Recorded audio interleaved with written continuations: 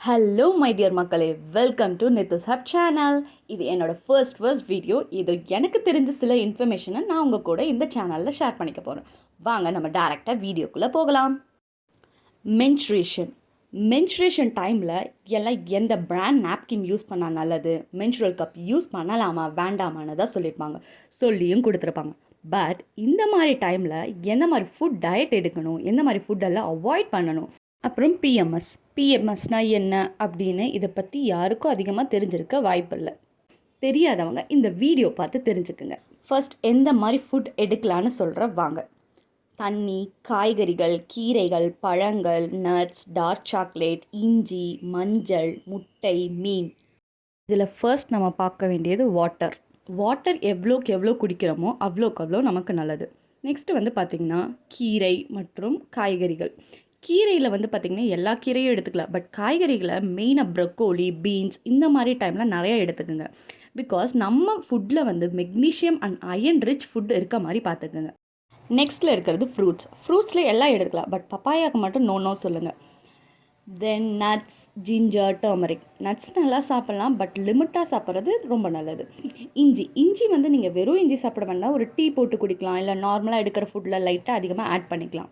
அடுத்து பார்த்திங்கன்னா மஞ்சள் வந்து நீங்கள் வெறும் மஞ்சள் அப்படியே எடுக்கணும்னு நான் சொல்ல மாட்டேன். ஒரு லைட்டாக பாலில் ஆட் பண்ணி கொடுக்கலாம். அதுக்கு டைரி ப்ராடக்ட்ஸ் அதிகமாக எடுத்துக்காதீங்க. இந்த மாதிரி டைமில் லைட்டாக பாலில் மட்டும் ஆட் பண்ணி குடிச்சுக்கோங்க.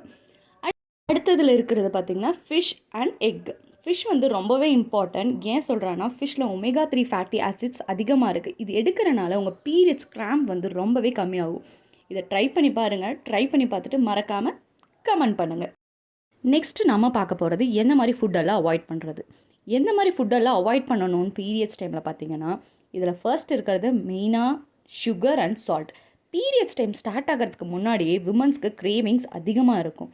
ஸ்வீட் அண்ட் சால்ட்டியாக சாப்பிடணும்னு தோணும். நிறைய பேர் நம்மள இதை நோட் பண்ணியிருக்கவே மாட்டோம்.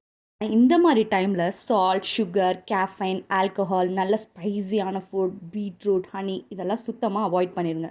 இந்த ஃபுட்டெல்லாம் எடுத்துக்கிறீங்க அப்படின்னா உங்கள் இன்டர்னல் பாடி ஹீட் ஆகி பீரியட்ஸ் ரொம்பவே ஹெவியாயிரும் நார்மலாக ஆகிறத விட. ஸோ இதுக்கெல்லாம் பாய் சொல்லிடுறேன், பீரியட்ஸ் முடிகிற வரைக்கும் தான். நெக்ஸ்ட் நம்ம பார்க்க போகிறது கிராம்ப் ரெமெடிஸ். இந்த மாதிரி டைமில் நமக்கு முதுகு வலி, இடுப்பு வலி, வயிறு வலி, கால் வலி எல்லாமே இருக்கும். இதுக்கு ஒரே ஒரு வழி, நமக்கே மசாஜ் பண்ணிக்கிறது தான். ப்ளஸ் ஹாட் வாட்டர் பேக் விற்கிறது தான்.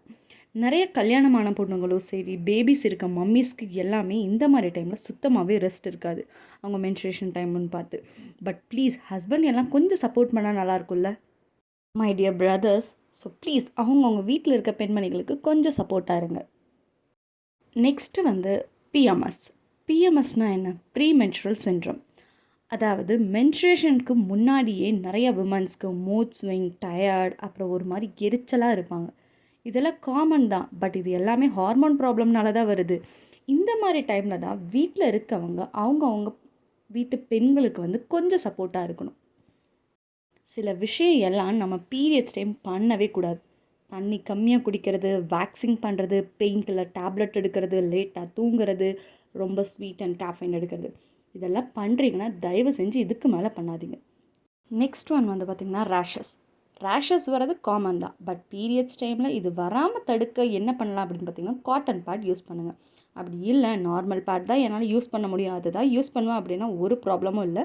அடிக்கடி அதை சேஞ்ச் பண்ணிக்கோங்க, ரேஷஸ் வராது. ஒரு வேளை ரேஷஸ் வந்துருச்சுன்னா என்ன பண்ணுறது அப்படின்னா, அதுக்கு ஒரே ஒரு ஆப்ஷன் தான், கோகனட் ஆயில் யூஸ் பண்ணுங்கள். 2 days சரியாயிடும்.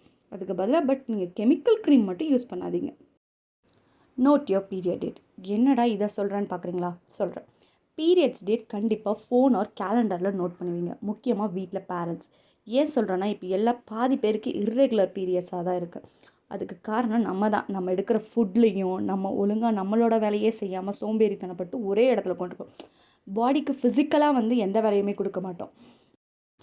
பீரியட் டேட் வந்து ஏன் நோட் பண்ணி வைக்க சொல்கிறேன் அப்படின்னு பார்த்தீங்கன்னா, உங்களுக்கே அப்போ தான் தெரியும் ரெகுலராக பீரியட் ஆகுதா இல்லை இர்ரெகுலர் ஆகுதா அப்படின்னு தெரியும். இர்ரெகுலர் பீரியட்னால் அது அப்படியே விடக்கூடாது. ஏன் சொல்கிறேன்னு பார்த்தீங்கன்னா, அது தேவையில்லாத பிரச்சனைகளை கொண்டு போய் விடும். Example PCOD, PCOS. So my dear மக்களே, பி கேர்ஃபுல். அவ்வளோதான் மக்களே. ஐ ஹோப் இந்த வீடியோ எல்லாருக்கும் யூஸ்ஃபுல்லாக இருந்திருக்கும்னு நம்புகிறேன். இந்த வீடியோ பிடிச்சிருந்தா லைக், ஷேர், சப்ஸ்கிரைப் அண்ட் அப்படியே அந்த பெல் ஐக்கானையும் தட்டி விட்டுருங்க. பாய் பாய்.